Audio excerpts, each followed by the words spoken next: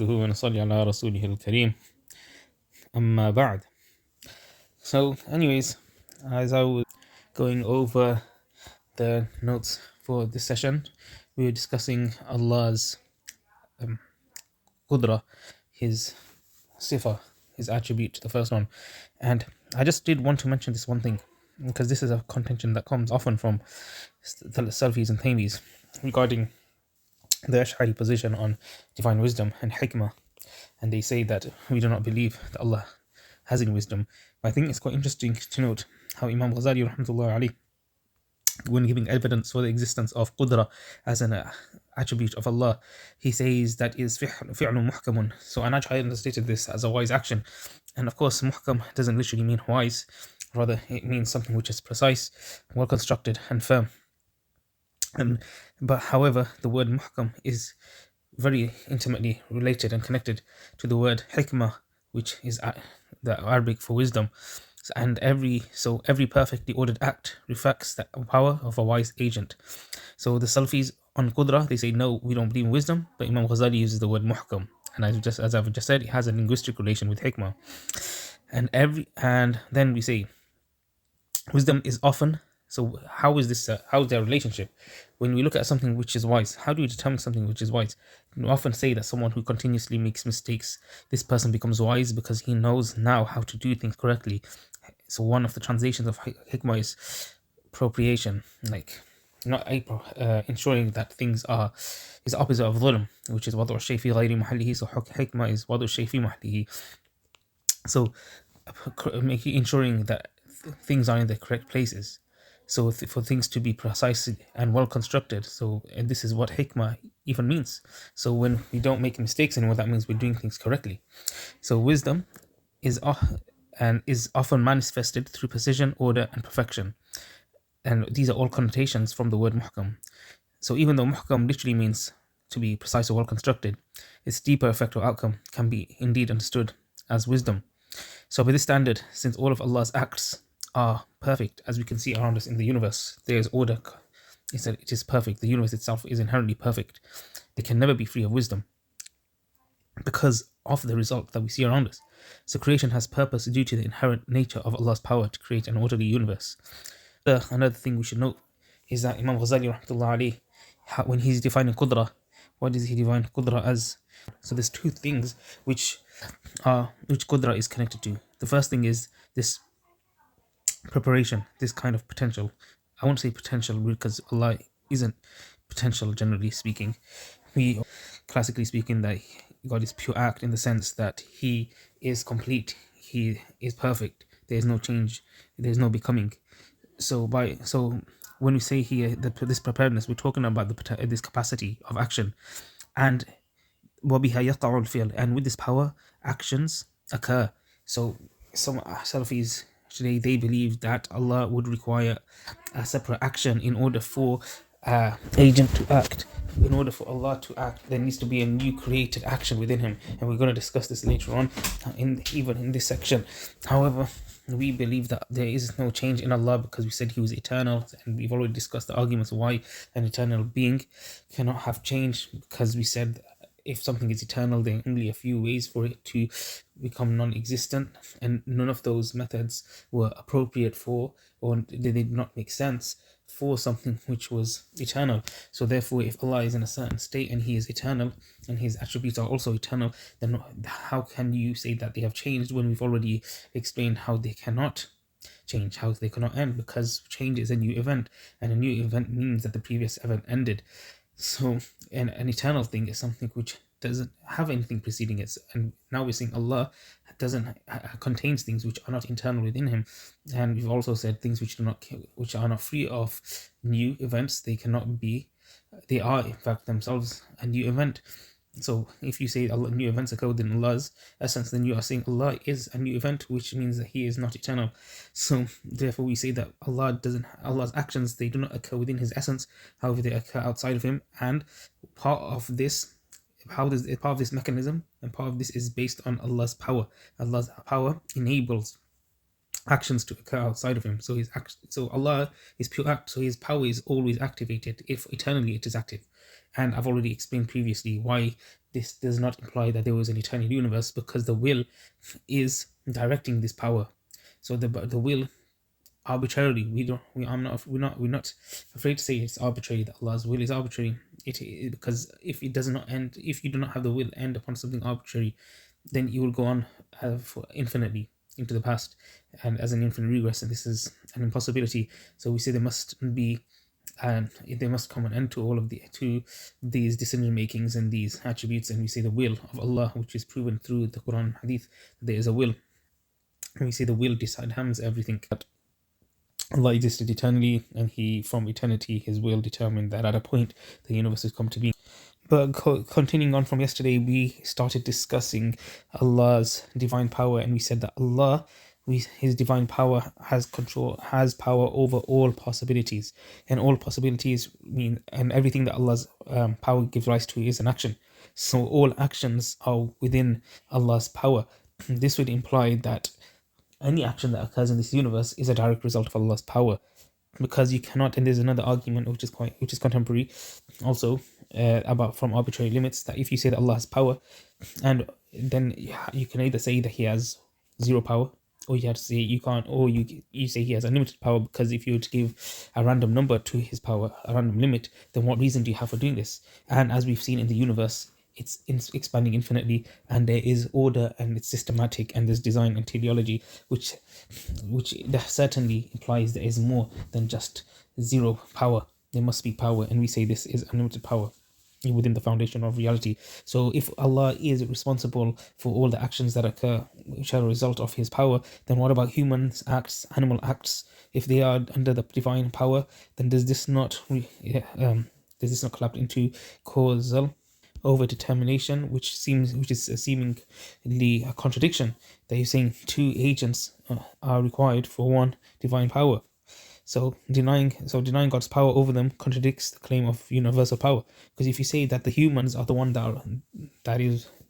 ones responsible for their own actions, and they are the ones that are carrying out the actions, they are the ones that are doing the actions, then now we've suddenly placed an arbitrary limit on Allah's power, because we're saying that he has power over things, but he doesn't have power over these things. And then we also remember that we explained how everything in the universe, we find when we break them down, they are of the same essence. And if Allah has power over one thing in this universe, and if they are all of the same essence, then he must have power over all these essences, because there's nothing to explain why he would not have power over another essence which is identical to the prior essence which he did create. So and our movements are of the same essence as all other actions, so therefore Allah must have power over them. But this would appear to be a contradiction if we say the humans are the ones that are performing the actions, and they are the ones that have power over them. We are not, because we are then saying that there's an arbitrary limit as well within Allah's power. So it raises the problem of one act being under two powers, which seems impossible.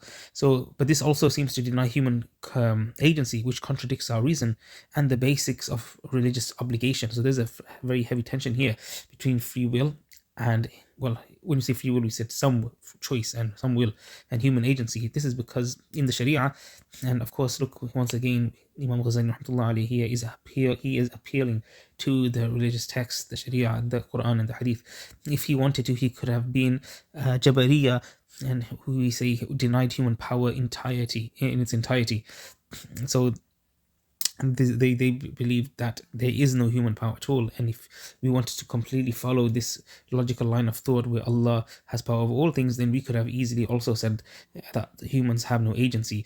But because this contradicts the Quran and Hadith, and it also contradicts our first person perspective, we know intuitively that we have a choice and a will to do acts, and we can experience this ourselves.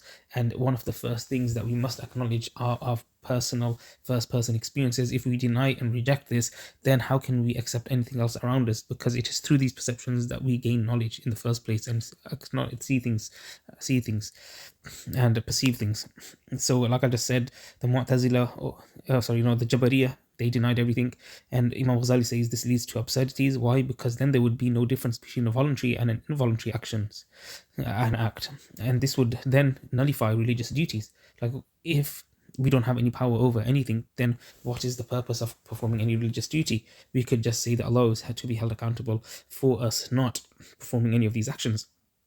So we might so this is an absurdity. Another absurdity is it would be you would be reducing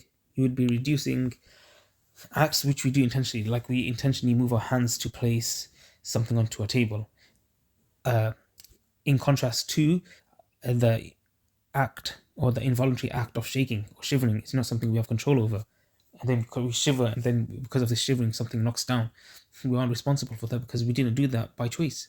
But we know intuitively that there's a clear distinction between that action which is done through our choice and that action which was done involuntarily, with the body just spasmed and done something.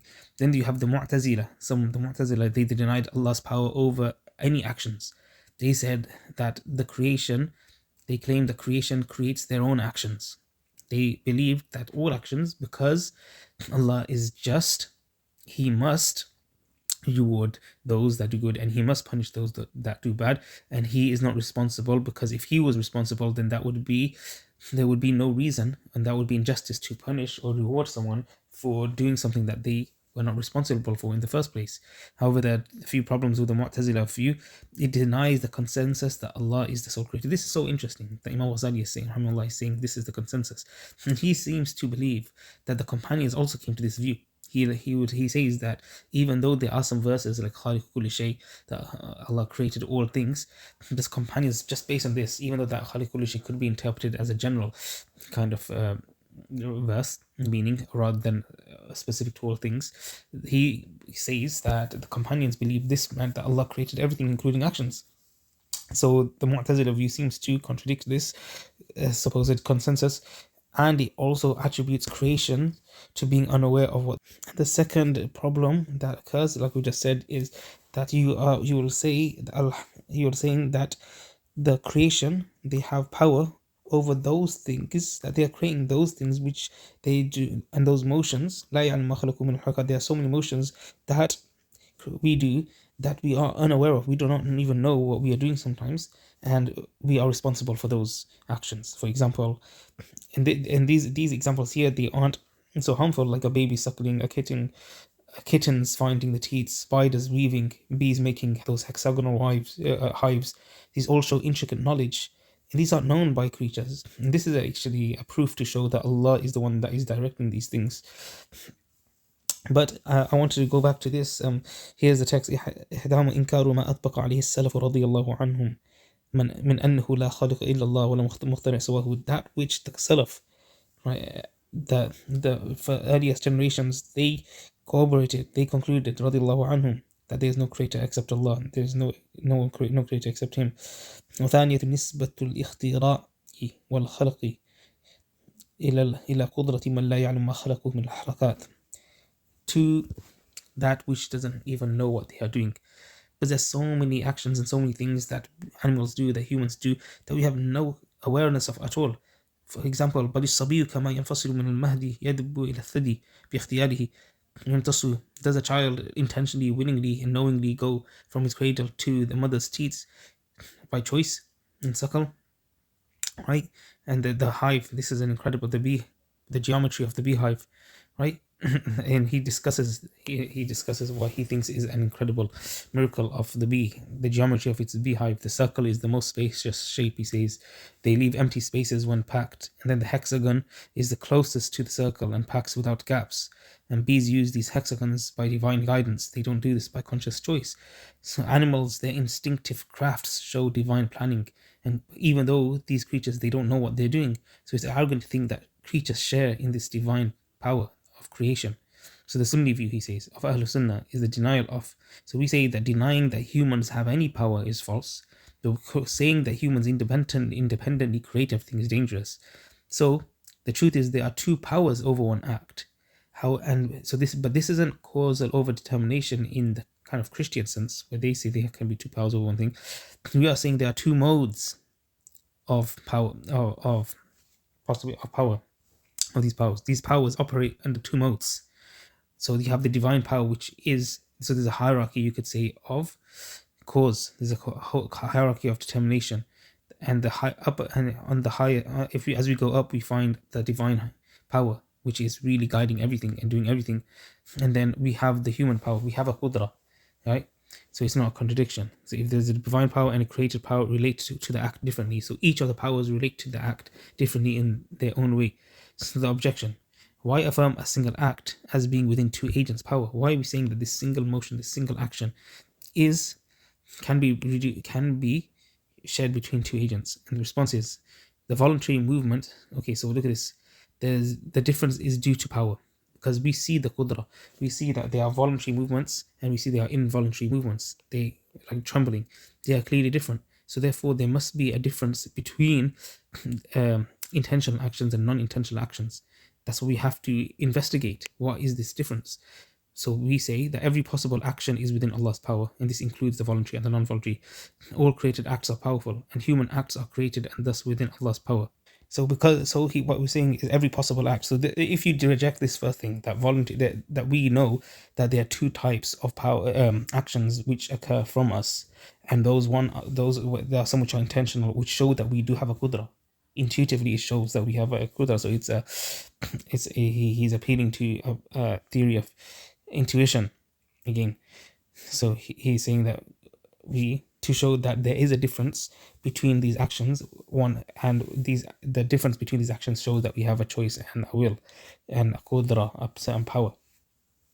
And if you don't agree with this, then here is a argument that every possible act is within Allah's power, right? And all created acts are possible. So all of these actions which we see around us, they are possible. So remember, we said in the beginning that Allah's power is related to all possibilities. So now we're expanding on that all possibilities are within Allah's power. And then we are saying that created acts are also possible, or else they would not exist, right? So and human acts are created. So part of the acts which are created are human acts. So therefore, and this is a deductive argument, because human acts are created, and human acts are created, and created acts are possible, and every possible act is within Allah's power, then human acts are also within Allah's power. So denying Allah's power over human acts implies that similar acts like trembling and voluntary movement are also treated unequally, even though we know that there's a clear distinction between a voluntary and involuntary action.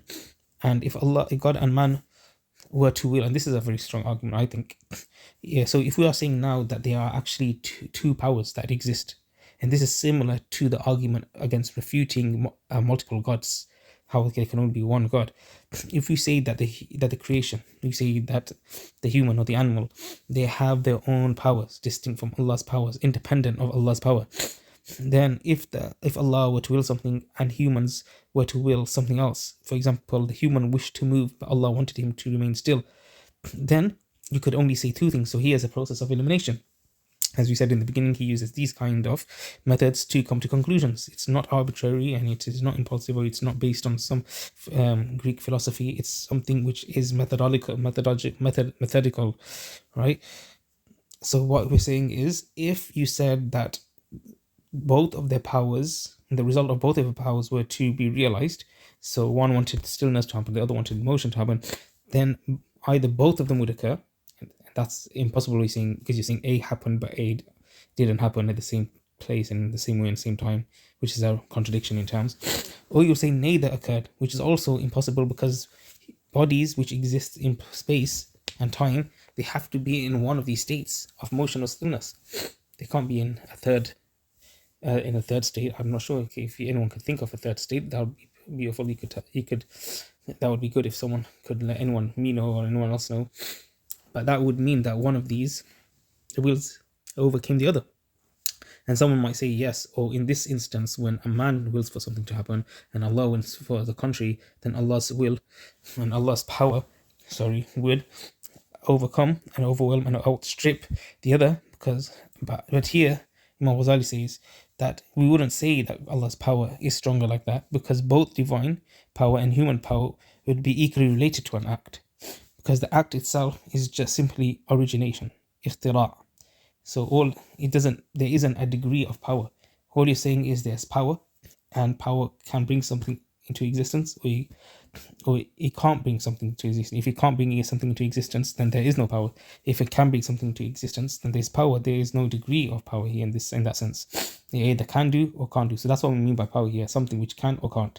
It's something which is it has the capacity to give rise to, or you cannot give rise to. So if there was a human power which could give rise to, then it must be able to give rise to. If it cannot give rise to anything independently, then it doesn't exist. It's not there. So that's why we wouldn't say, oh, it's simply because both powers do exist, but the stronger power is God. But we aren't talking about power in that kind of sense. We're talking about the power to bring into existence a new event. And it's clear that in this case, we aren't talking about the degree of power. We're just talking about the possibility of giving rise to a new event. So a lot of the times you'll find that the Ashari position ends with that place, which is the least costly, you could say. So you could say that almost every position there are costs, but the Ashari position generally weighs all of these other positions and finds that they have many costs. They are very expensive to hold to. You have to either give up maybe affirming and believing in some Quran or Hadith, or completely giving up on your reason. So that's why the Asharis try to choose the path which has the least costs. And then by weighing the Jabariya and the Mu'tazila positions, we find that this position is the best one, and we can find a rational explanation for this compatibilist position, where there are two powers, the divine and the human power, over one act, and there is no contradiction. And then someone might say, that seems ridiculous, that's absurd, that's unintelligible, غير معقول. Response: God creates, he can create both the act and the human power simultaneously. So this is a very simple response, that Allah creates the act and the human power simultaneously. So Allah remains the sole originator. So the act which occurred, it exists, and the human has a power, he is qadir, and this distinguishes this power, exists to distinguish from those powers which are involuntary actors. Even, for example, there's a rock just tumbling down a hill or falling from the sky because there's debris. Those are involuntary actions. There's no will behind those actions. However, there is something within us which shows that there is choice. A choice is created within us, and we can call this a power. Of course, this doesn't remove the fact that Allah is the one that created this power, but the fact that we are conscious of this power of intention and willing is self-evident. So Allah creates both the power and the act. So the act, which is a result, and the conscious state that we have as well of willing and intending. So Allah creates both the power and act. He is the sole Khaliq and the Mukhtari, the originator. So human does not create the act, even if it is with him. So what we're saying here is that وَلَمْ يَكُنِ الْمَقْدُورُ مُخْتَرِعًا بِقُدْرَةِ الْعَبْدِ, that which has been decreed through the divine power of Allah, when it is not originated through the power of the servant, even though it exists with him. So this is a kind of reimagining of the entire process of acting and the effects of acts, because some people say, oh, the agent is something which must be doing something, so there must be something with him or in him that is causing the effect to occur. But here now we're completely ruling all of that out. We're saying that Allah, that all that is required for an action to occur is power, and Allah's power is what gives rise to all actions. So even though the action occurs with us, right, it's with us in our reality, Allah is the one that originates it. So that's why, so we would not call the human the creator or the originator of these actions, right? So that is why we classically find that another label is often used, and this is known as qasb. And this is a term that we have, that the Ashaira Imam Ghazali says here, that we sought another name for this, and we found the word qasb, right? And this is from the Quran. It says بِمَا كَسَبَتْ أَيْدِي النَّاسِ kasaba. So kasb refers to acquisition, and this is from the Quran. We find this فَإِنَّهُ وُجِدَ إِطْلَاقُ ذَلِكَ عَلَى أَعْمَالِ الْعِبَادِ فِي الْقُرْآنِ. We find this word being used in the Quran for the acts of man. So now there's an objection. If the power of the human has no real connection to the act, it's like knowledge without a known, which seems absurd. So he says, فَإِنَّ الْقُدْرَةَ الْمَخْلُوقَةَ الْحَادِثَةَ, if that created power of the human, إِلَّمْ يَكُنْ لَهَا تَعَلُّقٌ تعلق بالمقدور, if it doesn't have any relationship with that which is decreed, it's not understood. Especially if that power has no relation, if that power has nothing to do with, or if that power doesn't have anything which comes from it. So if the qudra has no maqdur, it has no consequence, then this is impossible. It's like knowledge. There's knowledge without anything being known. It's because in Arabic, although in English I'm saying power, and you could say empowered, that which has been empowered, but it doesn't really make sense. It doesn't fit. It doesn't fit in the right same way that in Arabic you say qudra and maqdur, because in Arabic the letters, they share the same roots and origin, so it can't makes more sense. So therefore we can liken it to ilm and ma'lum, because you have an ism and you have an ism maf'ul. So you're saying there's a qudra, and however it has no maqdur. There's a power that the humans have, but it doesn't have a consequence. So it's like saying there's knowledge that humans have, but this knowledge, it's not related to anything known. So you're basically saying there isn't really any knowledge. So how does that even make sense to call it knowledge? So the response is that this power of the human is in fact created to that which has been decreed, but not necessarily as a cause, right? So what we're saying is that power can still have a relationship with something that is decreed, even if it's not causal. For example, the will and the knowledge of Allah can relate to things which have not yet even come to existence yet. So this shows that these powers or these capacities or these attributes, they do not need to be related to things which do not yet exist. So power can exist before the act and still be connected in a non-causal sense. So connection isn't limited to causing the act, i.e. the power before the act, it can have a different kind of connection to the maqdur.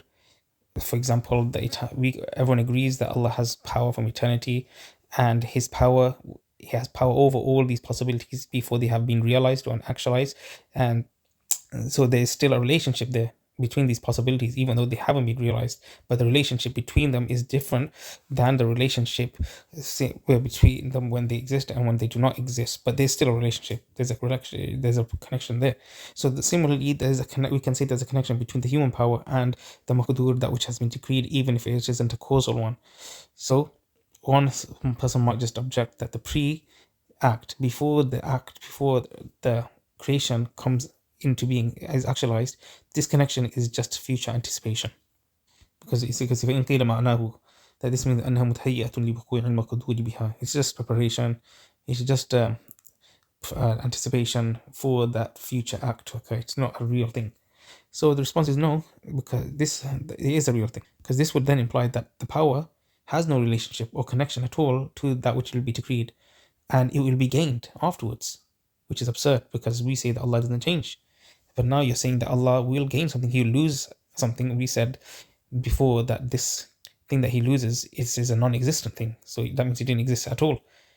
So He's gaining something, or He's losing He's negating a non-existent thing, and we discussed that in the discussion of Allah being post-eternal.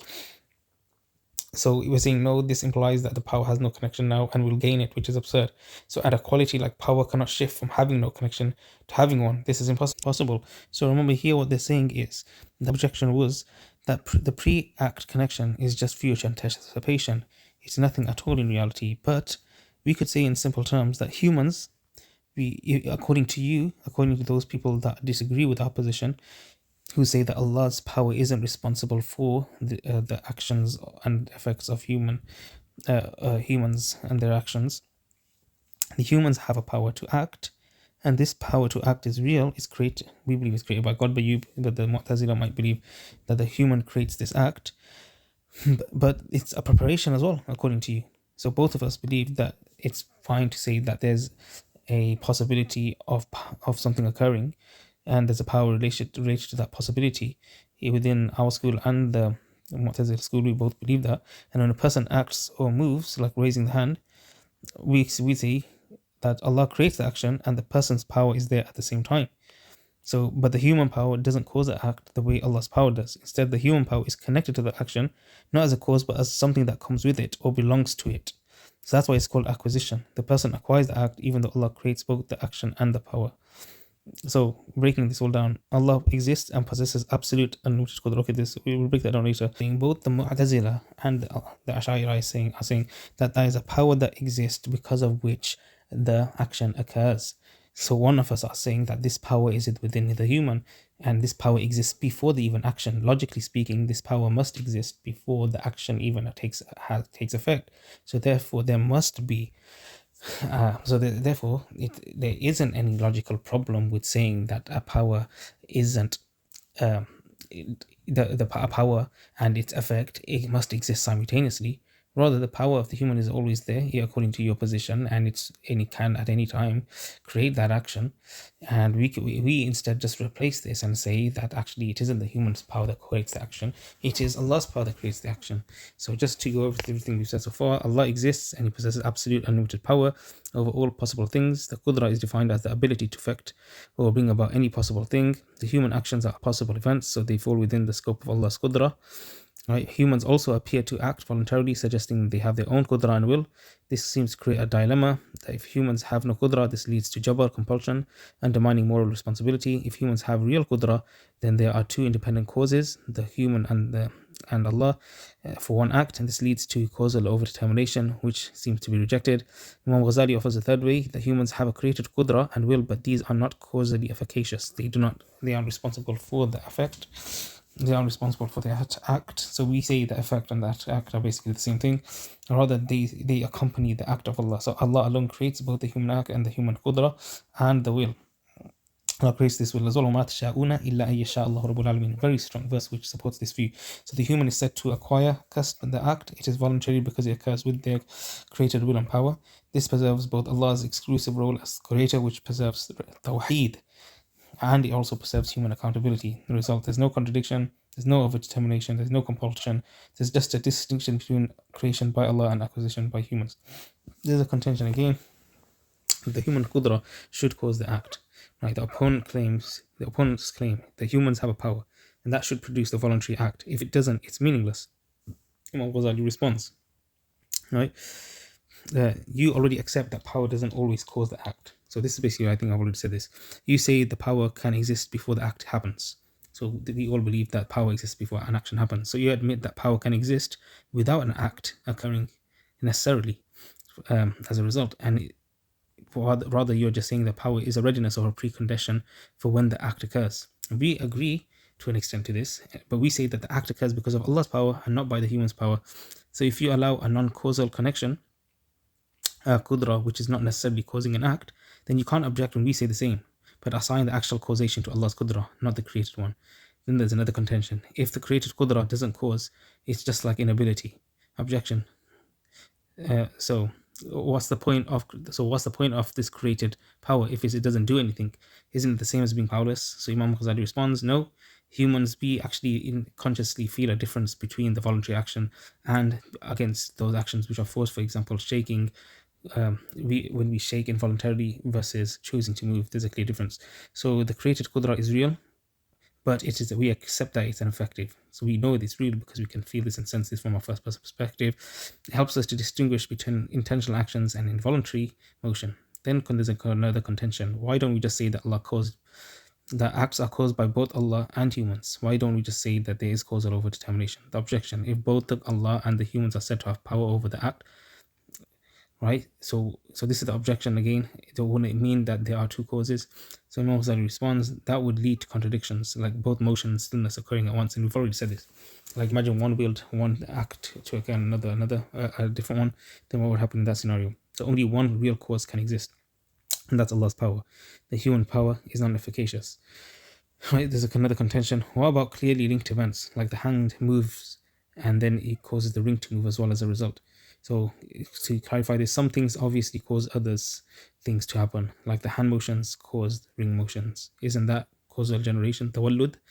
It's interesting that you could tawallud is the word that is being used in these contexts to show that one action gives rise to another action, because the Quran actually says lam yalid wa lam yulad. Allah does not do tawallud. He doesn't do this. He doesn't beget nor begot, and he isn't begotten nor does he beget. And if you can translate this as to generate, tawallud, to give rise to an action, so it's being correlated to giving rise to an action, then this would imply that that Quran verse directly goes against those people that say that Allah in His essence in fact, rather that they are actions being generated within Allah's essence. And there are people that say this, and then Surah Ikhlas seems to contradict this. If you take a broad meaning of Lam Yalid wa Lam Yulad, in Imam Ghazali's response to this contention about there's some cases where there seems to be an obvious cause.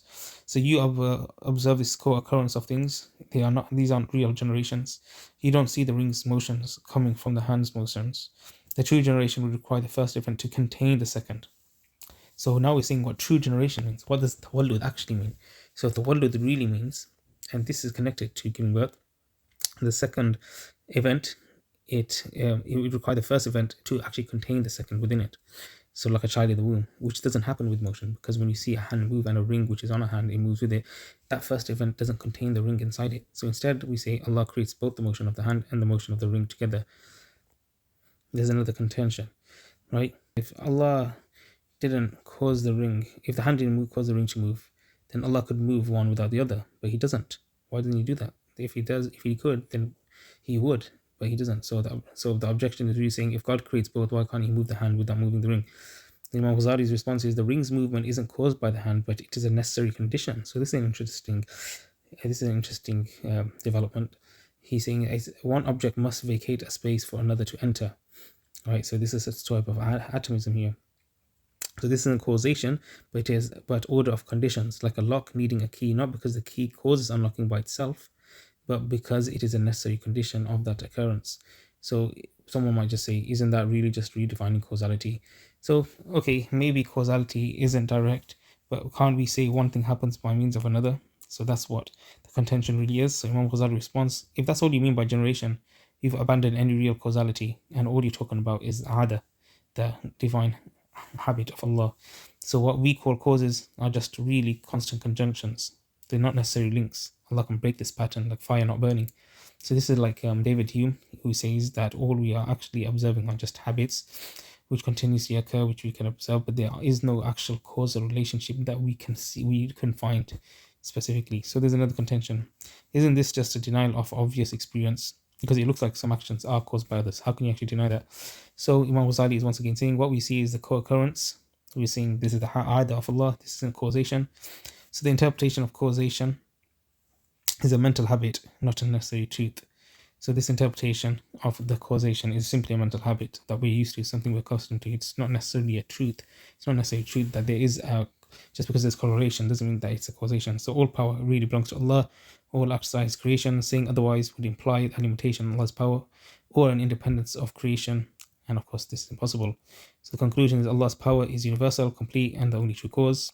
The human qudra is created, limited, non-efficacious, and is only used to distinguish voluntary acts from involuntary ones. There is no real causality among created things. Only Allah creates all effects directly, in sequence or in habit, as He wills. So, like, once again, it's just another note I got here. It's very interesting. Hume, through empiricism, finds that there is no necessary relation between cause and effect. Rather, A is just followed by B.